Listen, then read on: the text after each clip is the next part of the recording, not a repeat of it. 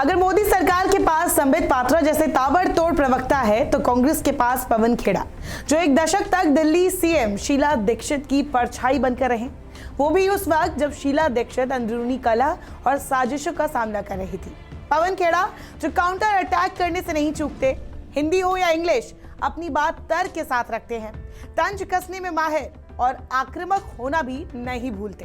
तभी जब पुलिस हिरासत से निकले तो कुछ समर्थक ये भी कहने लगे, टाइगर अभी जिंदा है।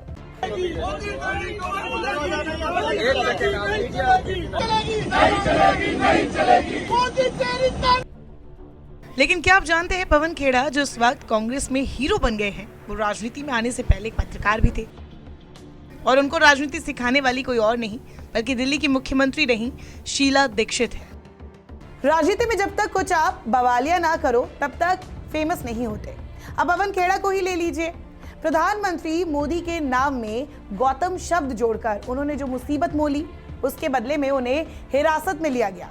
इस टिप्पणी के वक्त उन्होंने बाद में सही नाम लेते हुए सॉरी भी कहा था, लेकिन हंसते हुए ये भी कहा था कि नाम भले दामोदर दास है लेकिन काम गौतम दास वाला ही है। जब अटल बिहारी वाजपेयी जी जेपीसी बैठा सकते थे तो नरेंद्र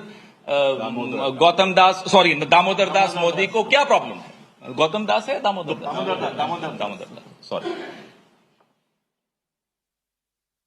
नाम भले दामोदर दास है, काम गौतम दास का करते हैं। खैर, इस कमेंट के बाद खेड़ा के खिलाफ असम में केस दर्ज हुआ। असम ही नहीं, यूपी के भी कई जगहों पर केस दर्ज किया गया, लेकिन असम पुलिस गिरफ्तारी करने के मूड में आ गई। यकायक उन्होंने हमारे साथी पवन खेड़ा जी को कहा कि आपका बैग रह गया है, उनके पास कोई बैग है ही नहीं। आखिर में पुलिस आई और कहा कि असम पुलिस ने कोई एफआईआर दर्ज की है, तो हमने कहा कि आप गिरफ्तार कर लीजिए, प्रोडक्शन वारंट मजिस्ट्रेट का दीजिए या गिरफ्तारी का लिखित ऑर्डर दीजिए। न वो एफआईआर देते, न मजिस्ट्रेट का प्रोडक्शन वारंट उनके पास है, न उनके पास कोई गिरफ्तारी का ऑर्डर है। ये बिल्कुल सरासर गैर कानूनी है। दिल्ली पुलिस और असम पुलिस उन्होंने हमारे जहाज को रोक रखा है जबरदस्ती। कि पवन खेड़ा जी को ये कहकर उतारा गया कि आपके बैग का कुछ एक्सचेंज हो गया, जबकि उनका कोई चेक इन बैग भी नहीं था। नीचे आने पर उनको बताया गया कि उनको डीप्लेन किया गया है और ये सीआईएसएफ के कोई डीएसपी आएंगे, उनको कोई नोटिस सर्व करेंगे। ये मनमानी तानाशाही नहीं तो और क्या है। असम पुलिस के रिक्वेस्ट पर दिल्ली पुलिस ने खेड़ा को फ्लाइट से उतरवाकर हिरासत में लिया।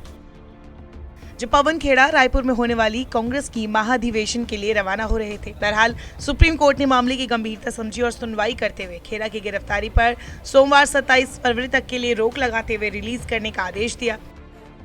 जब हिरासत से छूटे तो पवन खेड़ा किसी हीरो से कम नहीं लग रहे थे। सिर उठाकर निकले और बोला, लड़ाई लंबी है और लड़ने को तैयार है। क्या कारण है? डॉक्यूमेंट अभी देखते हैं, ये लंबी लड़ाई है, लड़ने को तैयार है। लड़ाई है, लड़नी पड़ेगी। ये पवन जी साफ कह रहे हो। ये देखिए यहाँ से अरेस्ट किया, गिरफ्तार करके यहाँ से ले लिया गया। पवन जी ये नहीं आपका क्या कहना है? देखते हैं क्या कार्रवाई। पवन खेड़ा इन दिनों पार्टी के मीडिया और कम्युनिकेशन सेल में चेयरमैन भी है। उनकी खासियत यह है कि वे हिंदी और अंग्रेजी दोनों भाषाओं में समान रूप से महारत रखते हैं। खेड़ा हर मुद्दे पर पूरी तैयारी के साथ डिबेट में पहुंचते हैं और तर्क के साथ अपनी बात रखते हैं। डिबेट के दौरान पार्टी की ओर से बोलते हुए वे कई बार आक्रामक भी हो जाते हैं। अब जैसे परसों गडकरी जी ने नेहरू जी की तारीफ कर दी, हमने सुना कल वो मॉर्निंग वॉक पे भी नहीं गए।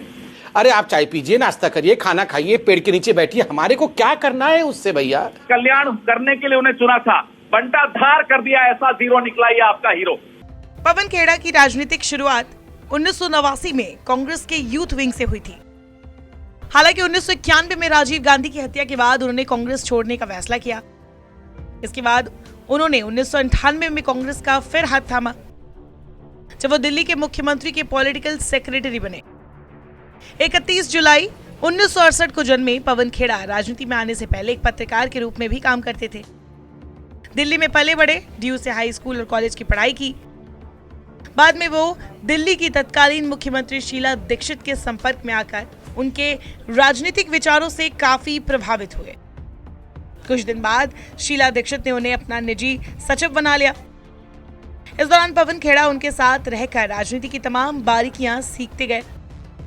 शीला दीक्षित के पद से हटने के बाद 2013 में पवन खेड़ा ने कांग्रेस पार्टी की सदस्यता ग्रहण कर ली। इसके बाद वो तन मन से कांग्रेस के हो गए।